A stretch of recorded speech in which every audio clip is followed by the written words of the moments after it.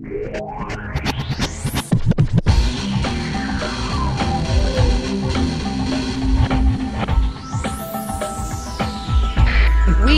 are in an information war, and we are losing that war.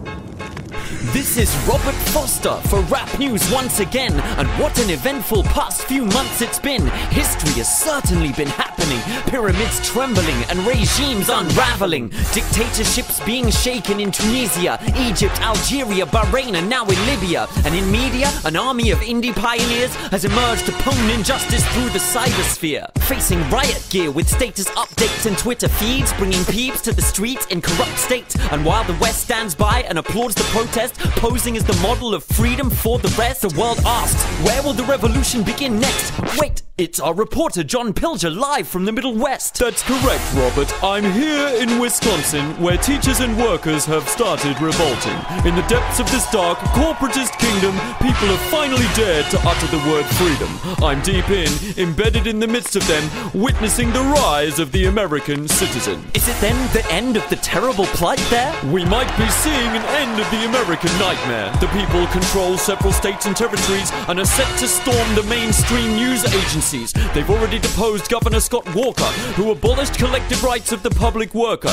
There's rage here at the genocide of the middle classes, rising poverty, food costs, and medical crisis. This is the war you don't see on television. The people have had it with this fascist prison and the two-party dictatorship that's arisen under the iron fist of the republicrat system. It just goes to show that you never know. Even the most oppressive regimes can be dealt a blow.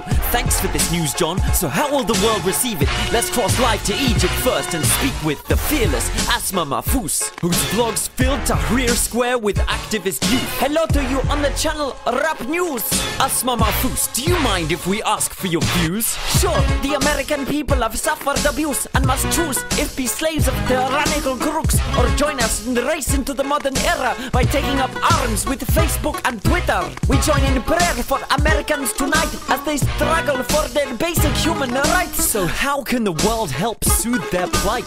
Hang on, Robert, someone's coming through on Skype. Hello? Hello, Asma, this is Ranin Salam in Baghdad. We just got news of revolting Americans. And?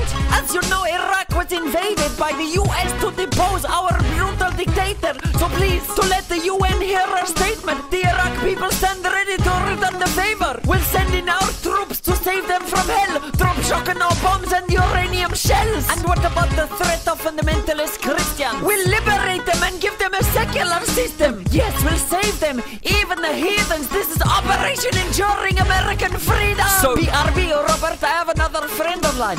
Our sister Nisreen logging in from Palestine. Salam, all of us in the occupied territory stand in solidarity with the oppressed of North America. Yes, wait, I'm surprised. I guess I never realized that people in Palestine would have sympathized with one of Israel's most ardent allies. No, I must clarify. We pledge support for the indigenous nations who, like us, have lost their lands to colonization, like the Lakota uphold the Treaty of Fort Laramie and the true sovereign owners of occupied Hawaii. I see, so Robert Waite, lead singer of U2, has just uploaded a charity song to YouTube. Look!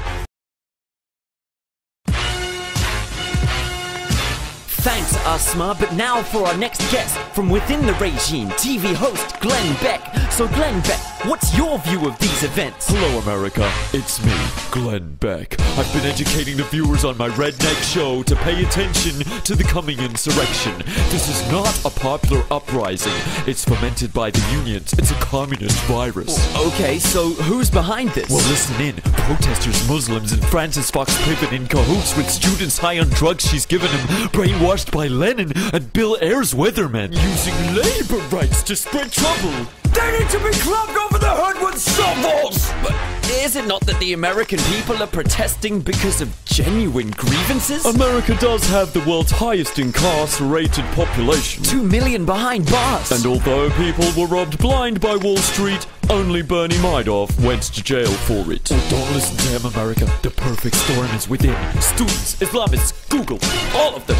They've thrown in their lot against liberty, against Israel, God, capitalism, and stability. Look, it's obvious. This is George Soros, who funded the Egypt uprising and all the followers through his Open Society Institute, backed by, oh, could it be the Muslim Brotherhood, who walk in step with who? Iran, and want the doomsday caliphate of the 12th Imam. Oh, well, that's great. Communist Islam. Yes, kids, that's the real enemy of this land. Okay, well, Glenn, stay near and we'll get your reaction to other opinions around the world as they happen. First, we have to take the next caller, Carlos Barranquilla, on the United Statesian border. Carlos, you're with a charity. Tell us, what do you do? Bueno, this NGO is called Gringos Are Humans Too. The US can't give its citizens even basic services, so for the last 30 years we've been sending aid workers in as maids and servants, and it's urgent that the aid keeps flowing while the people take on this regime. What's this? What the heck did the taco vendor say? Mexican aid workers? No way in hell, Jose. The Tea Party will shoot these hordes of immigrants on sight. We'll defend our borders for militias and fight. Listen, Colero, the walls and the fences and things, they ain't to keep us out, they're to keep Americans in. Okay, the guest who will ask next is Venezuelan President Hugo Chavez. What's your reaction as the revolution enlarges? Gracias. En primer lugar, buenas tardes. The causes of this uprising are dangerous. Capitalist gangsters, oligarchs, who keep 14% of the peasantry crying, living life below the poverty line. So Venezuela is sending cheap oil to heat their homes in the winter and ease the toil. En nombre de Bolívar, acepten nuestra caridad, es una expresión de la solidaridad. I speak on behalf of our merciful creator. Whoever accepts communist oil is a traitor. Wait, more breaking news coming in from John Pilger. Robert, I'm outside the Fox building. Rebels have breached the perimeter. They're inside. Whoever they find is unlikely to survive. So they've arrived? I'll hold off the baying hordes.